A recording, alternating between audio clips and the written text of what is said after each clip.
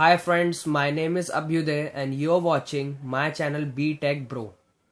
आज के इस वीडियो में मैं आपको सिर्फ दो चीजें बताऊंगा, सिंपल वो है moments of a force and Varignon's theorem.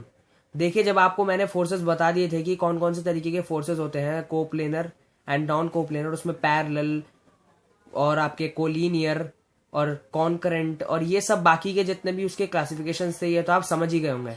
आगे हम आते हैं मोमेंट ऑफ अ फोर्स क्या होता है। मोमेंट क्या होता है, यहां पर लिखा है product of a force and the perpendicular distance of the line of action of force. अब इसे हिंदी में क्या कहेंगे भाई?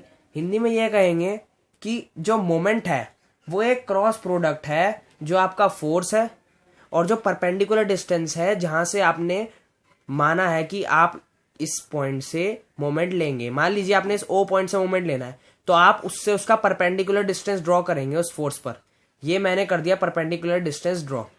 तो जो इनका क्रॉस प्रोडक्ट होगा, यानी एफ क्रॉस मान लीजिए आर है, R that will be equal to the moment.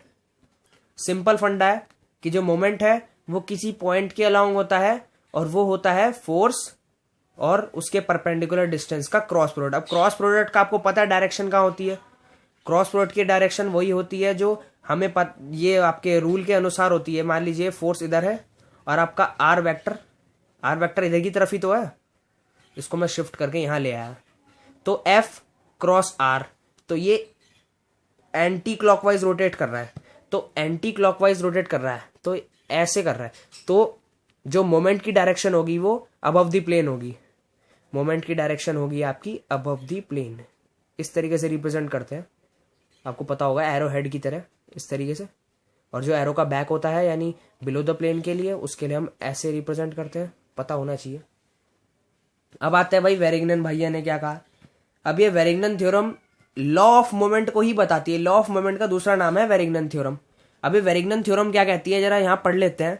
The moment of the resultant of a number of forces about any point is equal to the algebraic sum of the moment of all the forces of the system about the same point। भाई इसे पढ़ के तो आ लिया समझ में। अब जरा हिंदी में समझते हैं कहना क्या चाह रहा है। ये महाशय कहना चाहते हैं कि मान लीजिए ये आपका पॉइंट है और आपको इस पॉइंट के अबाउट कई सारे फोर्सेस का मोमेंट निकालना है, ठीक है। तो इसका कहने का मतलब ये है कि जो इन फोर्सेस के रिजल्टेंट का, मान लीजिए इनका रिजल्टेंट ये आ गया, मतलब इसको, मतलब ये तो यही आएगा खैर, लेकिन जो इसका रिजल्टेंट है वो कुछ इस तरीके का आ गया। जैसे यहां पर देख लो, दोबारा बना रहा हूं, ये पॉइंट इसके निकालना है, यहां फोर्सेस है। अब हमें पता है कि इसका क्या रिजल्टेंट होगा, ये होगा। जो इस एक्स, जो इसका रिजल्टेंट है इन दोनों का, जो इसका मोमेंट होगा इस पॉइंट के अलोंग, वो इक्वल होगा इन दोनों फोर्सेस का मोमेंट इसी पॉइंट के अलोंग। कहने का मतलब यह है कि जो कई सारी फोर्सेस हैं उनके जो रिजल्टेंट का मोमेंट है उसी पॉइंट से, जिसपे हमें इनका निकालना है, उसी पॉइंट से जो इनके रिजल्टेंट का मोमेंट है वो ही इन सबके मोमेंट्स का सम होगा।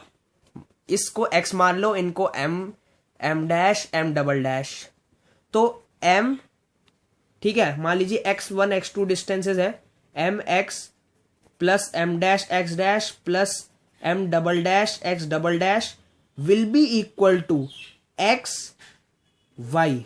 ये अगर y डिस्टेंस से है इस पॉइंट से। तो ये हो गया आपका सिंपल कंसेप्ट। दोनों कंसेप्ट मैंने बहुत आसानी से समझा है आपको। कोई भी दिक्कत हुई तो आप कमेंट सेक्शन में अपने सुझाव या फिर कोई भी प्रॉब्लम है तो उसे बताने में बिल्कुल भी मत संकोच करिएगा, ठीक है। और मेरे चैनल को लाइक और सब्सक्राइब करना तो है ही आपको, वरना और आप इतनी अच्छी अच्छी वीडियोस कैसे देखोगे आप। तो ठीक है, फिर मिलते हैं अगली वीडियो के लिए। Okay, bye bye.